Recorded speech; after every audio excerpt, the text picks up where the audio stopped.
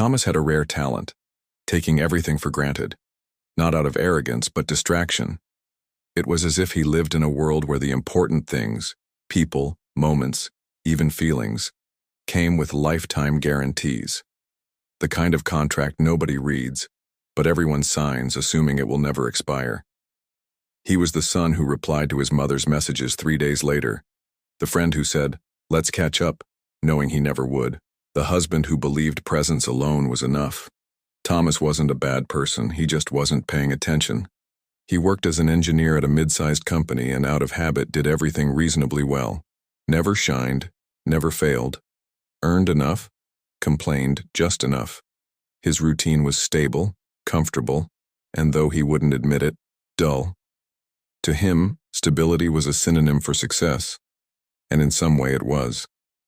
What no one told him was that stability can also mean stagnation, that too much comfort puts you to sleep. On an ordinary Wednesday, he came home and noticed the couch was in a different spot. The plant in the corner was gone. The scent of lavender from the bedroom was no longer there. And then, an envelope on the table. No dramatic letter, no plea, no accusations. Just a list. On it, dates, forgotten promises, missed birthdays, silences that had gone on too long. At the bottom, "It's not that you didn't love me, it's that you stopped seeing me." Signed, Claire. Thomas read it once, then again, and again. Still, it was hard to grasp. Not because he didn't understand the words, but because he had never imagined that his well-ordered world could be turned upside down without shouting, without fights, just through exhaustion. And so, like someone trying to see with eyes that had always been open but never focused, he looked around. For the first time, he realized he had lost something precious. Something he didn't think could be lost.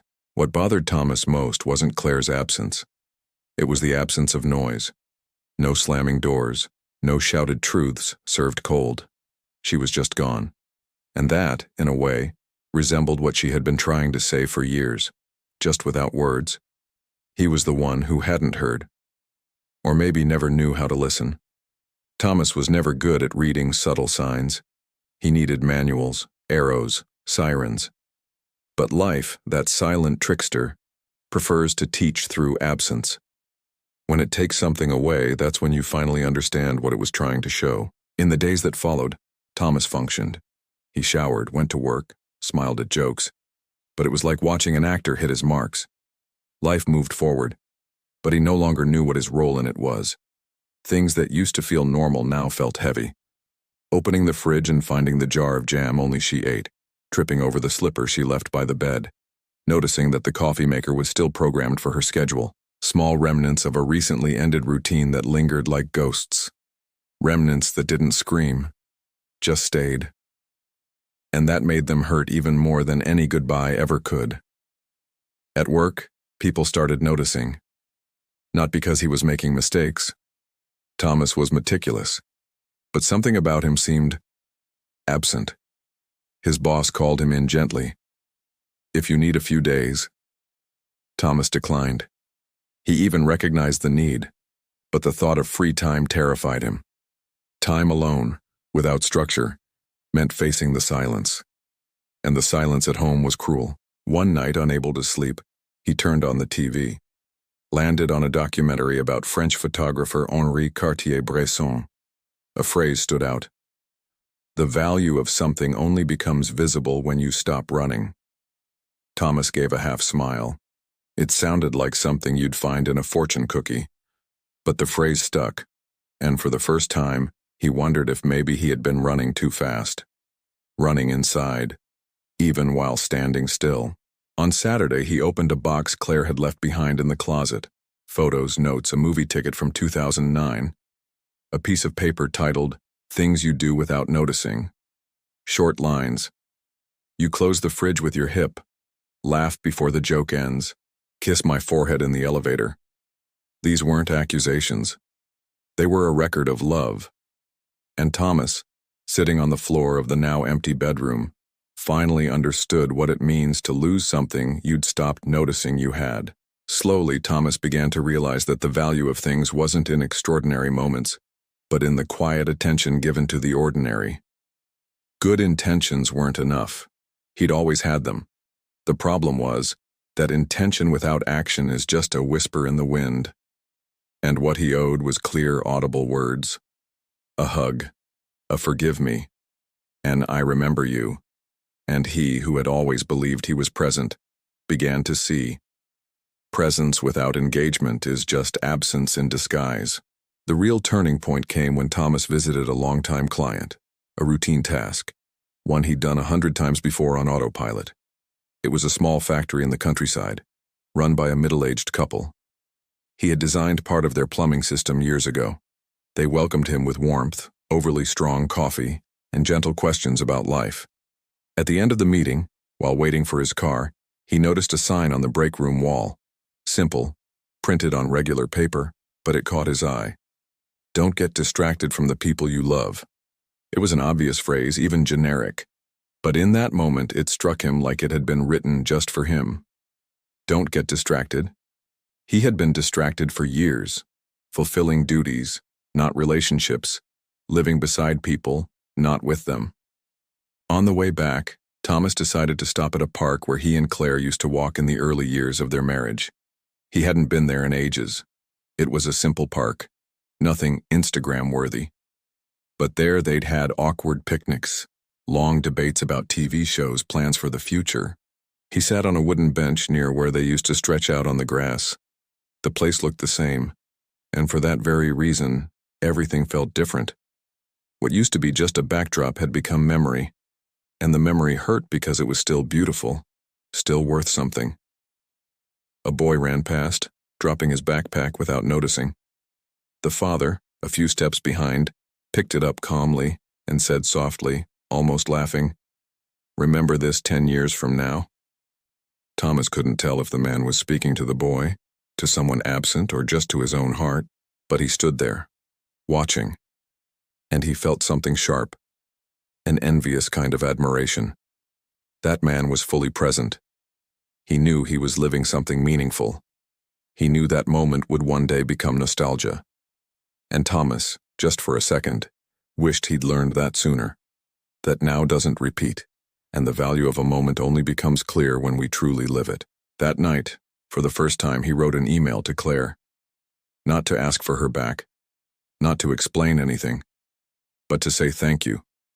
Thank you for what they had, for what he failed to see, for what he now understood.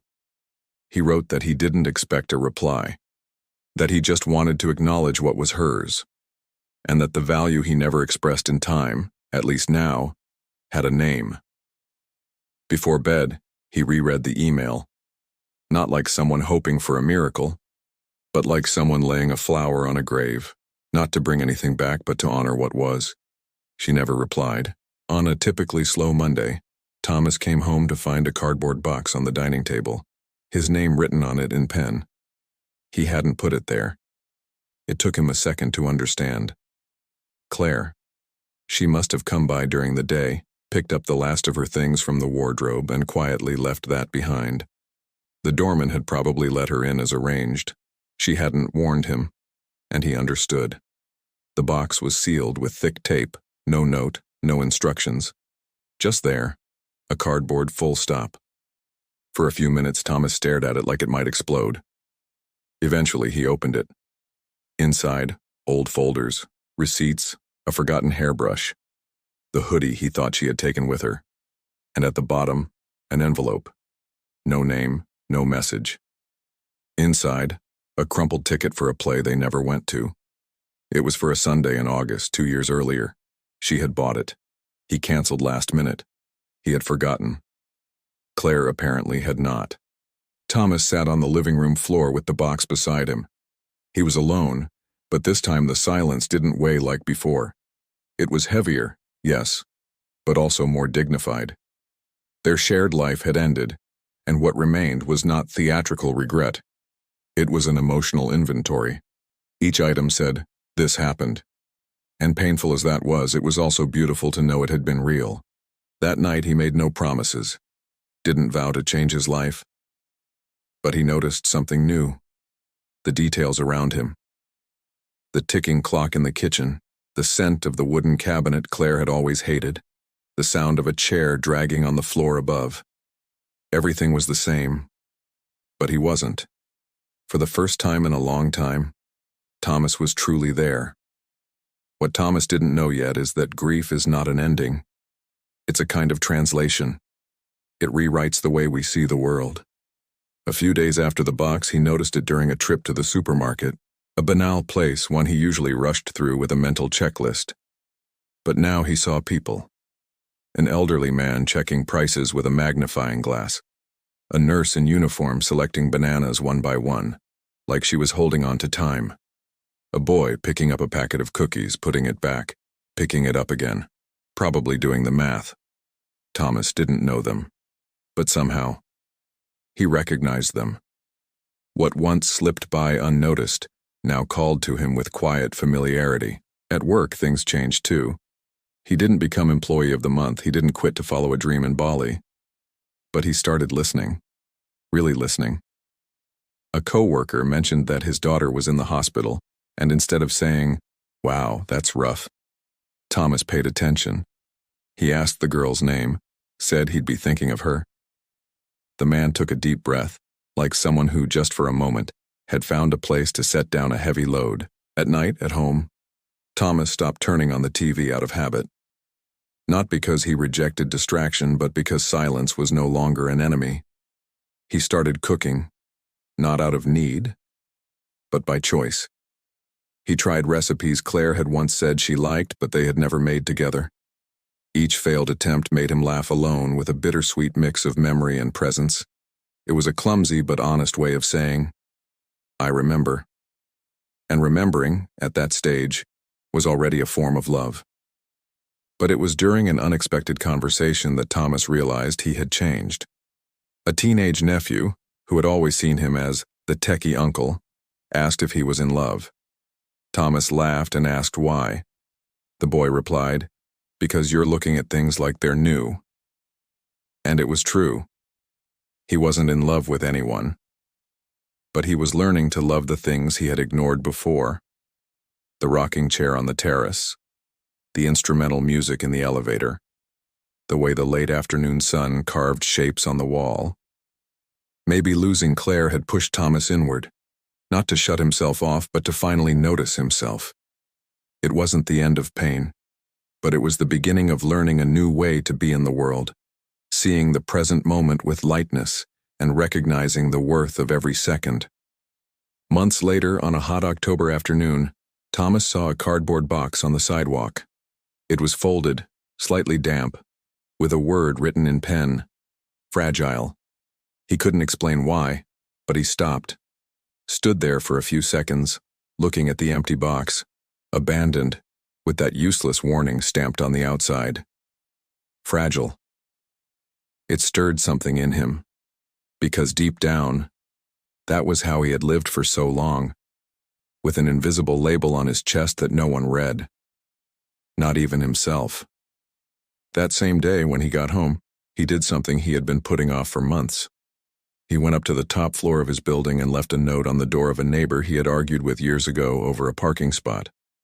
He wrote, "It was a silly thing. Hope you're well." That was it. He didn't expect a response. But he slept better that night, because he understood that it's not about fixing everything, just about no longer carrying what doesn't need to be carried. The world, little by little, became less harsh, not because he became more optimistic, but because he stopped demanding that everything have an explanation. Some people don't come back, some questions don't get answered, and that's okay.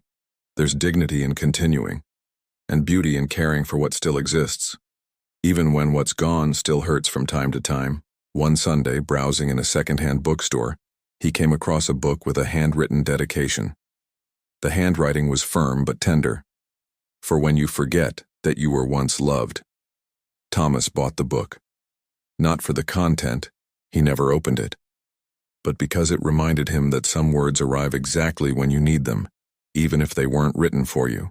Later that day, sitting on the building's terrace with his feet resting on the ledge and the breeze brushing gently across his face, He thought about Claire, not with sadness, but with a rare kind of longing, the kind that doesn't wish to return, only to say thank you.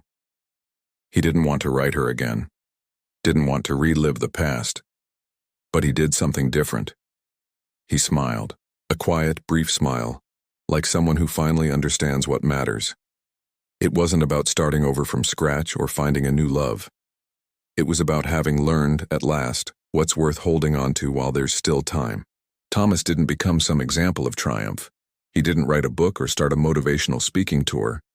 He stayed an engineer, filling out budgets and sitting in traffic on the way home. But there was something different now. He knew where he was. And he knew, too, who was beside him, when they were.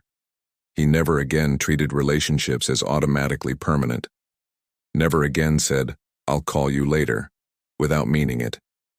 He started treating every conversation as if it could be the last, not out of drama, but out of clarity. There was no epic ending. There was a quiet Tuesday lunch, a spontaneous visit to a childhood friend, a yes to a child's birthday party, even without much patience for children's birthday parties. Because the value of life, he discovered, rarely shouts. It almost always whispers. And when you learn to listen, everything changes. Nothing goes back to being automatic. One day, when he noticed his favorite plant had bloomed for the first time in years, he felt the urge to tell someone.